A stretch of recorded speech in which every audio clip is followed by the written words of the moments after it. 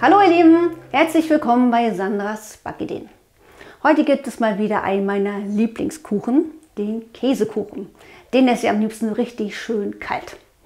Der heutige Käsekuchen hat einen Mürbeteig, darauf kommt etwas Kirschmarmelade und darauf die Quarkcreme.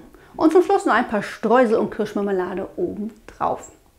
Ich hoffe, dass ich damit wieder euren Geschmack getroffen habe und ihr dran bleibt. Doch zuvor abonniert noch schnell meinen Kanal und läutet die Glocke, damit ihr keins der nächsten Videos verpasst.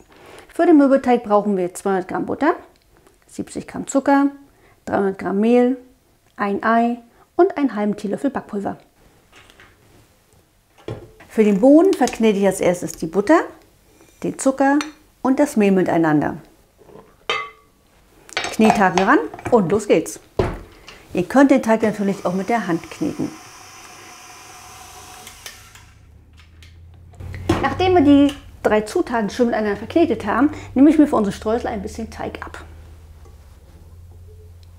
Wenn ihr denkt, dass das zu wenig Streusel sind, dann müsst ihr euch noch welche nachmachen, denn der Teig soll ja nicht zu dünn werden. Dann gebe ich das Ei und das Backpulver zum Hauptteig und verknete alles zu einem glatten Teig.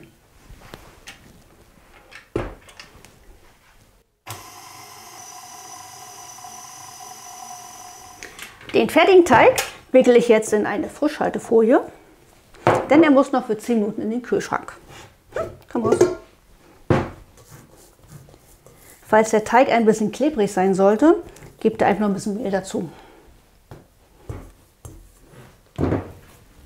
Im Moment ist der Teig noch ziemlich weich. Wenn er etwas fester wird, lässt er sich besser verarbeiten. Dadurch, dass ich den Teig flach drücke und keine Kugel rolle, spare ich 20 Minuten Kühlzeit ein. So, die 10 Minuten sind fast um. Das heißt, wir können jetzt unsere Backform vorbereiten. Auf den Boden habe ich schon mal ein Backpapier gelegt und der Rand wird jetzt eingefettet und mit Mehl bestäubt. Hier kommt mein gekühlter Teig. Den verteile ich jetzt auf den Boden und am Rand.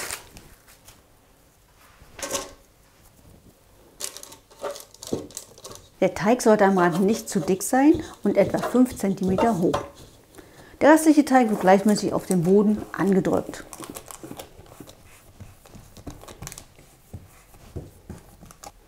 Der Boden wird noch mit einer Gabel eingestochen, damit er beim Backen gleichmäßig aufgeht. Okay, das reicht. Als nächstes bereiten wir die Quarkcreme zu und währenddessen stellen wir den Boden noch einmal in den Kühlschrank. Dafür habe ich mir schon folgende Zutaten zusammengesammelt. 125 Gramm Butter, 2 Päckchen Vanillezucker, 180 Gramm Zucker, 5 Eier, 500 Gramm Magerquark, 200 Gramm Schmand, 200 Gramm Sahne und 40 Gramm Speisestärke.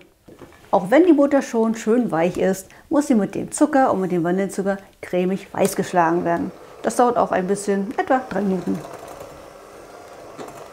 Und dann gebe ich die Eier einzeln, oder auch 2, also noch einmal von vorn. Ich gebe die Eier einzeln dazu und verrühre jedes etwa 30 Sekunden. Als nächstes kommen der Magerquark, der Schmand und die Speisestärke in die Schüssel und werden klümpchenfrei verrührt.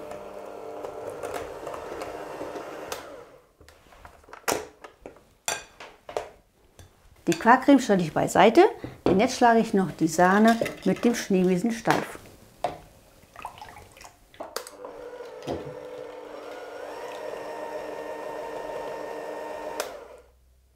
Zum Schluss hebe ich die Sahne unter die Quarkmasse. Auf dem kalten Tortenboden verstreiche ich die Marmelade. Oh, das ist Konfitüre. Auf jeden Fall sind das fast 200 Gramm.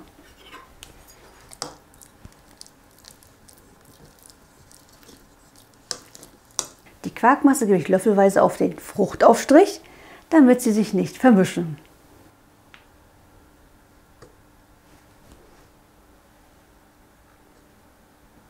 Und dann kommt der Rest rein. Noch ein bisschen hin und her bewegen. So, jetzt kommt unser Kuchen für erst einmal 30 Minuten bei 180 Grad Ober- und Unterhitze in den vorgeheizten Ofen. Mann, ist der Kuchen schwer.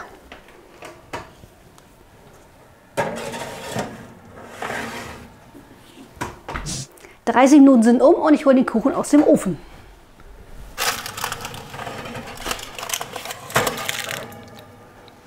wieder habe ich mit dem Handschuh in den Kuchen gefasst. Streusel drauf und schon ist alles wieder in Ordnung. Und dann streue ich die restlichen Streusel vorsichtig oben drauf, denn die Oberfläche ist noch nicht richtig fest. Als letztes kleckse ich noch ein bisschen Marmelade drauf. Den Kuchen stelle ich wieder in den Ofen zurück und backe ihn fertig.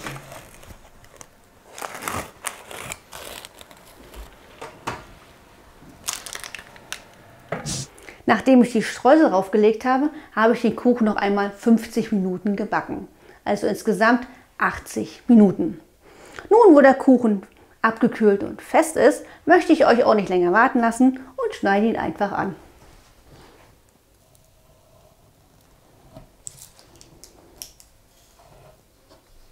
Na, das ist doch ein schönes Stück, oder? So sieht mein Käsekuchen mit Streusel und Marmelade von innen aus.